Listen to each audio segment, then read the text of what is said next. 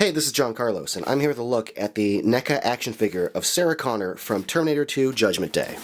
Here's just a look at the inside of the packaging. You can see like a nice little photo of the figure.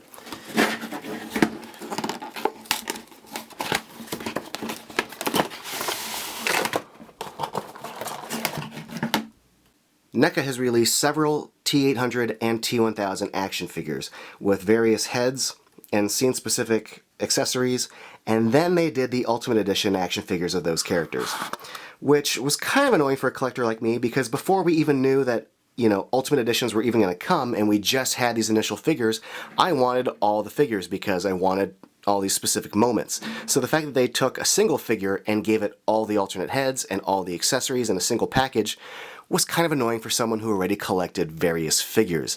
So I'm glad, really glad, that with Sarah Connor, they didn't do like 3 Sarah Connors with different head sculpts. They just released this Sarah Connor with everything you would ever need. I think that was great of NECA to do that. Now, if you take a closer look at the details on this figure, there's some really, really strong sculpting going on here. Like just the texture of her shirt alone, and just the vest, and these little pockets and pouches. Not only the fact that they're sculpted there, but that they have such tiny detail within the fabric of them, and just the straps hanging off, and the texture of that fabric, and the wrinkling of it. It's just insane. The belt buckle here with the shinier paint, it really does give it the illusion of like a plastic buckle against fabric. The little metal rivets on her belt there.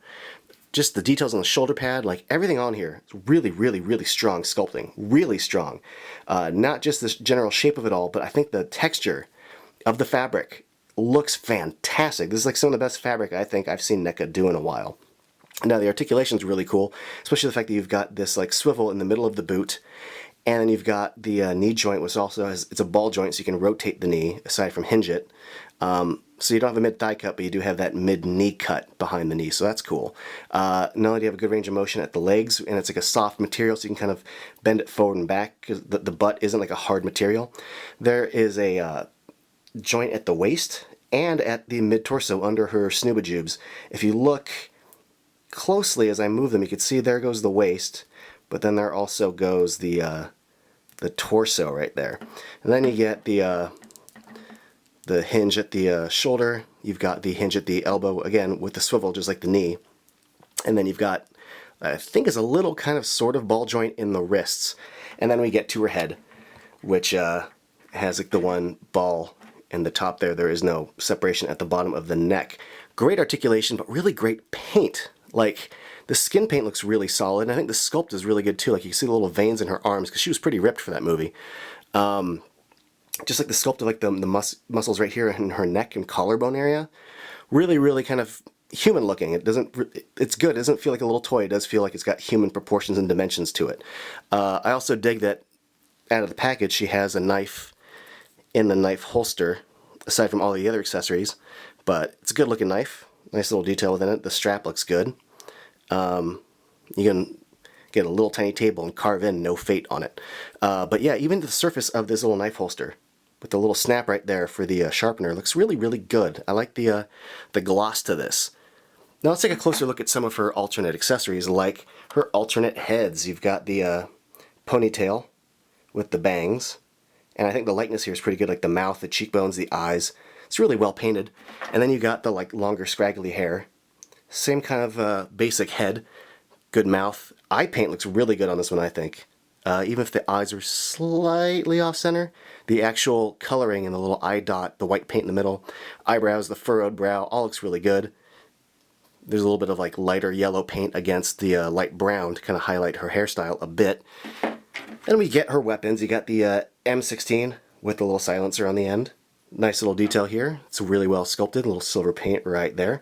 And we get her pistol, which I think is very well sculpted, considering how small it is. Even just like the surface of the grip looks really good.